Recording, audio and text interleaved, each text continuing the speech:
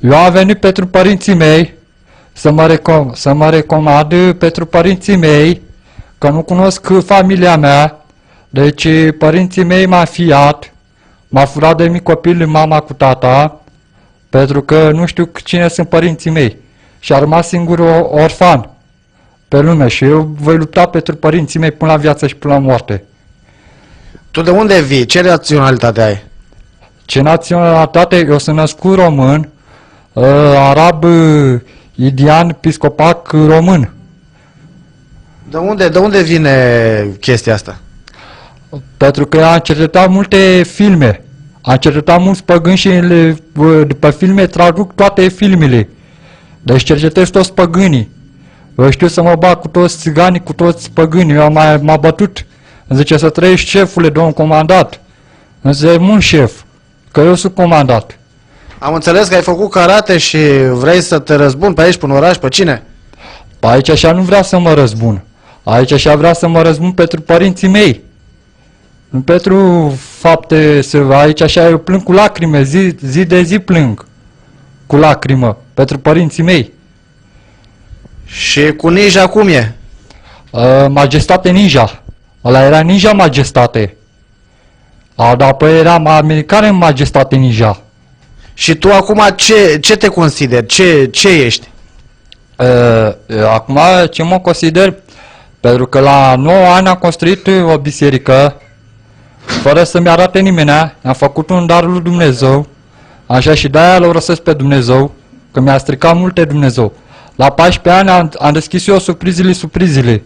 Deci una, voi merge în fața altarului, da? Să vă spun și să calc jurământul cine a deschis surprizile. Așa, și spune-ne acum, de ce crezi că tineretul ăsta moare odată cu tine? Pentru că eu nu o să mor odată cu mine, adică eu nu pot să mor odată cu tineret. 1. Pentru că am scris tot pe caiet și vă arăt și caietul ce am scris, așa, ca să nu mai mă omoare Dumnezeu, să nu mai mă omoare nimeni. Una la mână, că sunt beat, îmi dau seama cine vrea să mă omoare, cine vrea să mă taie, și a doua zice că ăsta e Dumnezeu. Adică eu vă mățâ pe toți. Și a treia n-ai cum să mă omori. Pentru că cineva din îngeri știe să mă construiască la perfecție. Maica Domnului nu poate să mai mă construiască, că Maica Domnului m-a scăpat de la nec. Deci eu nu pot să not la apă. O să ce mai am greutate care nu pot să not. Adică aș vrea să învăț la not, dar mă scufund foarte repede la not. Deci cu notul e foarte greu de mine. Pentru că sunt cel mai puternic om din lume. Deci Dumnezeu și-a pierdut puterile. Deci eu am sabia magică. Orice ai fi... Ce faci cu sabia asta magică?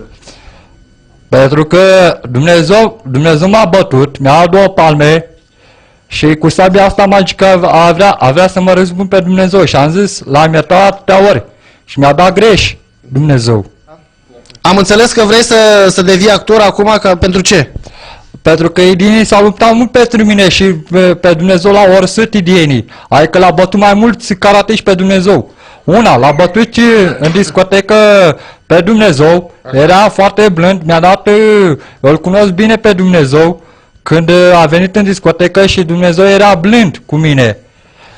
În ce filme vrei să joci tu? Ce vrei să faci? Eu vreau să joc numai în filmele indiene, că indienii s-au luptat ce mai mult pentru mine. Deci... Și să mai vă spun și altceva. Vrei să fii și regizor, am înțeles? Da, și regizor. Adică eu construiesc filmele și mai vând și de filme. Și cui vrei să le vinzi tu? La ăștia care sunt actori.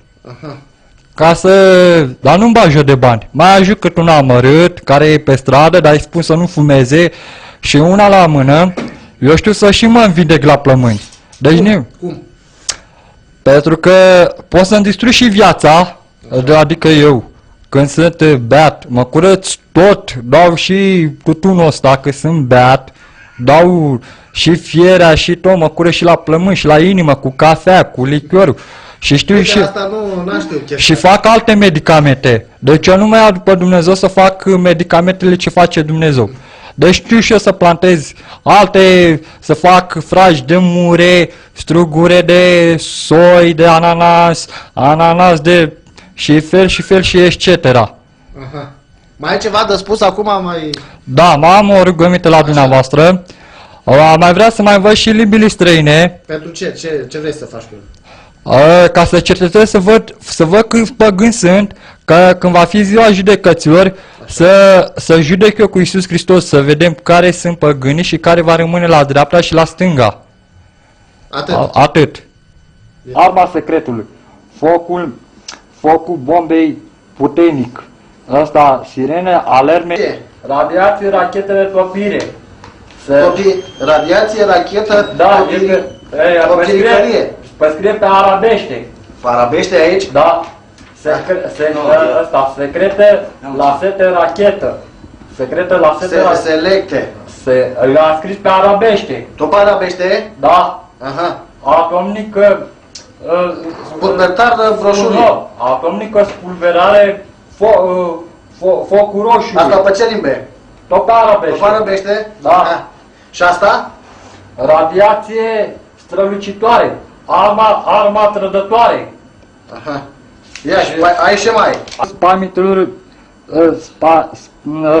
spamitelor, așa, aici așa tot eu trebuie să joc eu numai în indian. Adică ca să, adică nu mă bag cu ei.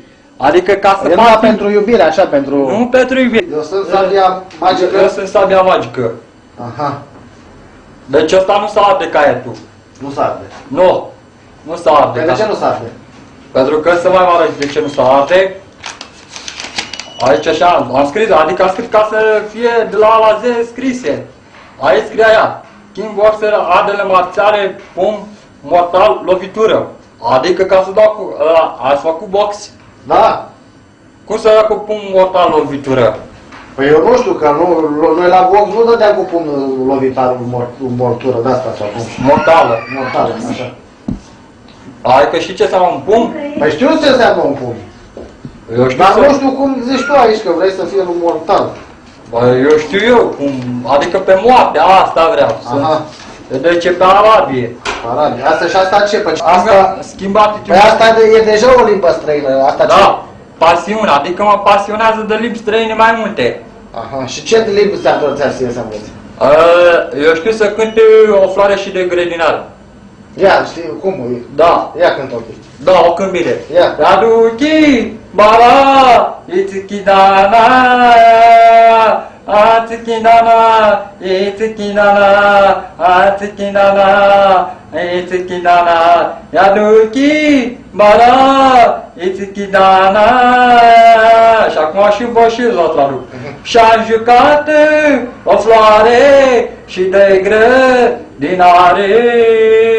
Și-a jucat iubirea și dragostea mea, vărsa lacrimile. Deci vedeți că știu să traduc și filmele? Da. Păi văd că știi limba indiană. Cine te-a învățat? Eu când... Asta n-am apucat. Dar nu mă pe Dumnezeu, că n-am văzut o floare și doi grădinari, dar aia o lăsesc. Îmi pare rău că n-am avut bani. Și mi-a ars caseta, o floare și doi... Și nu numai o floare și doi grădinari. Apoi pe Sanducan a ars. Știu și cu Sanducan.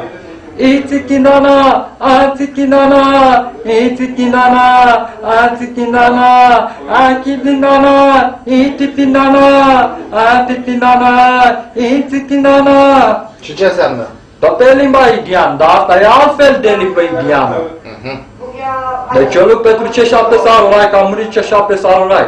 Lui Petru lui Daci au că i-a ars banii. Pe foc. Cine mai? Lui Petru Las Vegas, cât am ținut la Las Vegas și la Usagi. Deci eu apăram și dispăream. Așa. Și acum nu mai apar și dispari? Ba da! Mereu! Mereu, nu? Da, adică ce vise noaptea, de ce construim mai multă putere, mai multă karate. Mie așa joc în ninja. Asta e ninja. Asta e majestate ninja. Asta ninja majestate. Cum vrei tălică. Da, Asta, deci, asta când se zice, eu nu fac, asta e alt film, e altă regie și o să joc și ninja. Adică nu fac... Ninja cât? 4, 5? Că au mai fost niște filme cu ninja. O să joc, deci în 4-5, da? O să joc, mai a fost și ninja de argint. Da? Da?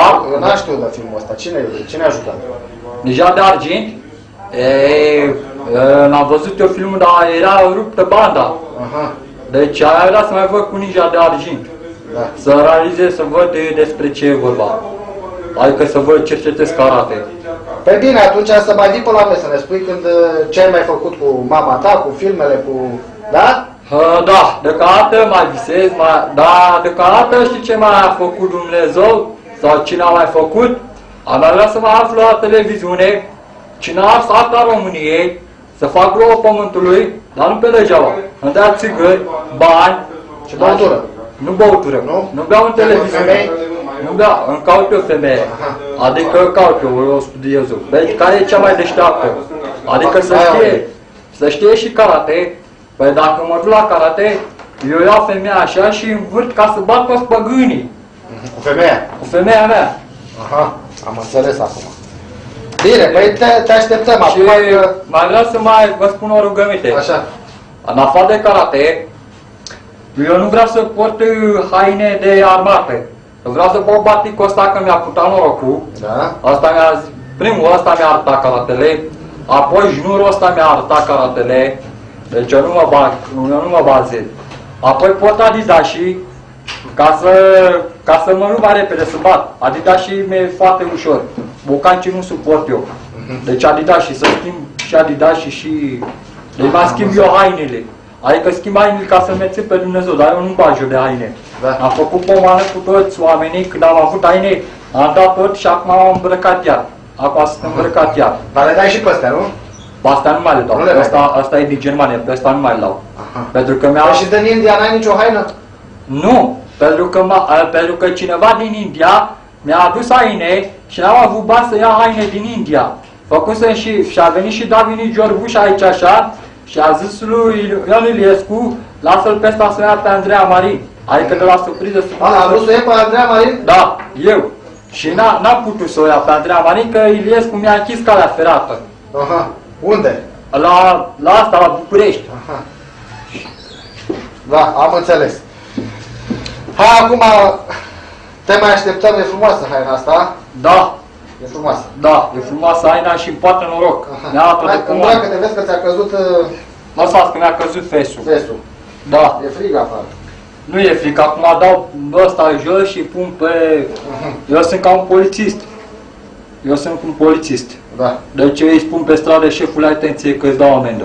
Aha. Îi spun clar. Deci mie nu mi-e frică de poliție, că adică nu sunt nebun, dar sunt deștept. Dar să fie și eu like atenți. Dacă mă ajunge comandant, le dau amendă. Da. La fiecare parte. Da, șeful. Dar eu nu mă ocup de țară. Dacă e să mă ocup, dar n-am eu chef să mă ocup de vreo pământului. Mă ocup de filme, să mai treacă, adică să mai fiu supărat de părinții mei. Da. Așa.